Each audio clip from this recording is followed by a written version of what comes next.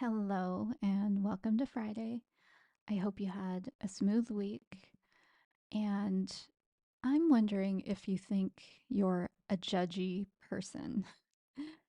And before you immediately say no, just pause and think about just from the time you wake up.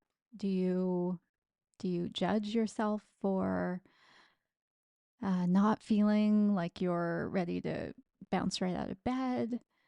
Then do you judge yourself for needing coffee to get moving? Do you judge yourself for how you look in the mirror when you first, hit the bathroom or after you put your whatever clothes you're going to be wearing that day? And I bring this up because it's so pervasive in our culture, uh, and I think it's also this reaction to feeling helpless because when we are in that position of judge, whether it's, to ourselves or to other people, uh, we momentarily feel a little bit of power and get out of that helpless position. Now, is it a helpful use of power? Not really. Is it even real? No. For most of us, we are not actual judges going to our shift at the court. Um, and this had me thinking about a phrase that I heard in a Dharma talk recently, and it is that equanimity is love in the face of helplessness. So I think you may have heard that phrase, equanimity, as something when you start maybe studying Buddhism or even just doing mindfulness or meditation in any other way of learning it. Equanimity is something that you strive for, and it's this, sense of calm, that you don't have to do anything in the moment. You're just floating along with the present.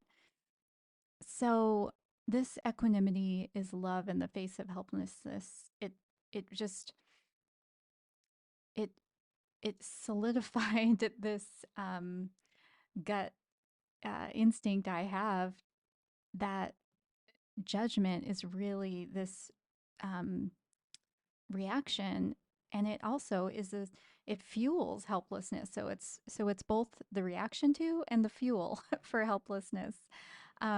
So I was I had also heard in another Dharma talk multiple times about this concept of just not making it worse. And the context is, so you're meditating and you're watching your thoughts, and of course you're going to have thoughts. You might start getting entangled with them, but it's, how do we not make it worse by uh, then getting mad at ourselves and saying, oh, we shouldn't be thinking now, we're meditating, or et cetera, et cetera.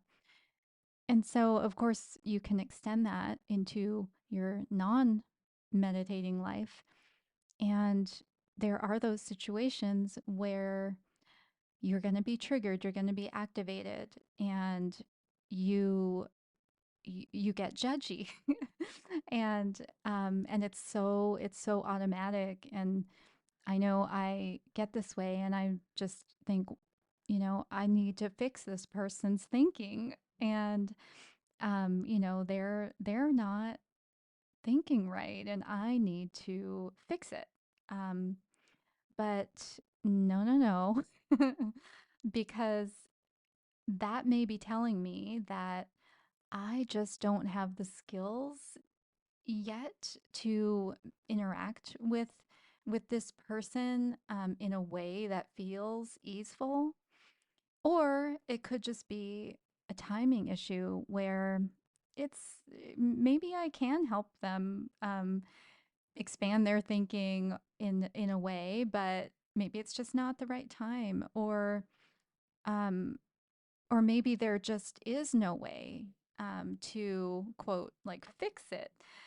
Um, but in any of those options, it is a choice to not make it worse, and that can be in a small way by just not saying that thing that's like coming with a lot of energy from, your maybe your gut or your chest or the back of your throat or whatever that's coming with a lot of energy. And it's not the energy of like, oh my God, this is love bursting out and I want to hug you. It's the other kind. So maybe it's like not saying the thing and just noting to yourself, oh, isn't that interesting that that energy is coming up and I have this strong preference for XYZ, whatever it is that that your preference is, whether it's a strong preference against this person's way of talking or being, or a strong preference for your opinion um, to be inserted into the situation. So, the not making it worse would be just noting that, like, hey, that's my preference, internally. You don't even have to say it out loud, um, but that will take the energy out. And maybe that's coming closer to having that love, that equanimity, being love in the face of helplessness. Because whether you call it helplessness or not, that might be the little liminal space between that activation and the judgment. Um, and then, between the judgment, there's that other space between the external reaction to that. So, um, yeah, so I do have a strong example of a big example of when I had to remove myself because I realized I didn't have the skills yet to manage that strong energy coming up in me to change someone, to fix it, to um, to try to force them to see what I saw, um, and that may happen as well.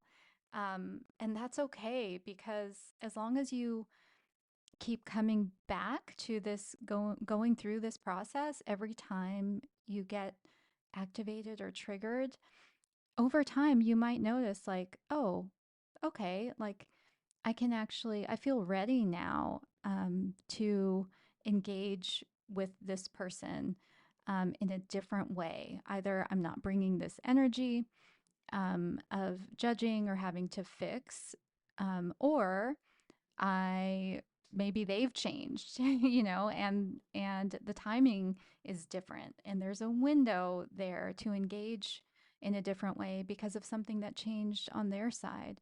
And of course, this happens to us internally as well as we keep practicing.